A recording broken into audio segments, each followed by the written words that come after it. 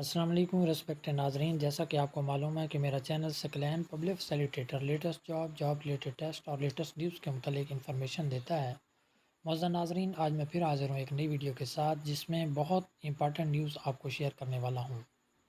Government of Pakistan نے نیا notification جاری کر دیا ہے ان افراد کے لیے جو سینو فارم ویکسین نہیں لگوا سکتے۔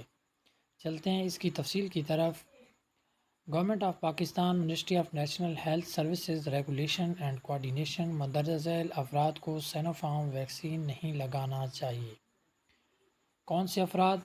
وہ افراد جن کی عمر 60 سال یا اس سے زیادہ ہو، ان کو سینو فارم ویکسین نہیں لگانی چاہیے۔ وہ افراد جنہیں بخار ہو، بخار ختم ہونے کے بعد وہ افراد ویکسین لگوا سکتے ہیں۔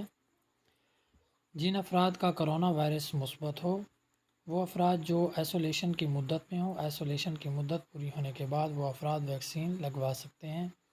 وہ افراد جو قلیل مدتی مدافعتی دوائیں استعمال کر رہے ہوں، وہ دوا ختم ہونے کے 28 دنوں بعد ویکسین لگوا سکتے ہیں۔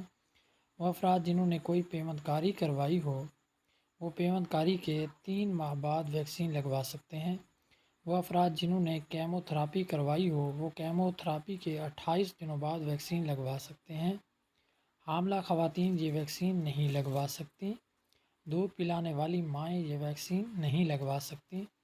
دل کے امراض اور سانس کی بیماری میں مبتلا افراد ویکسین نہیں لگوا سکتے۔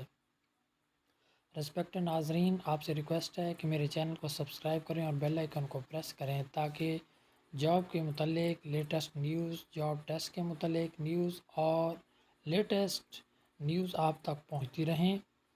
معزز ناظرین، یہ ویڈیو آگے شیئر کرنا مت بھولیں تاکہ ویکسین لگوانے والوں کو اس انفارمیشن کا پتہ چل جائے۔ والسلام، اللہ آپ کا حامی و ناصر ہو۔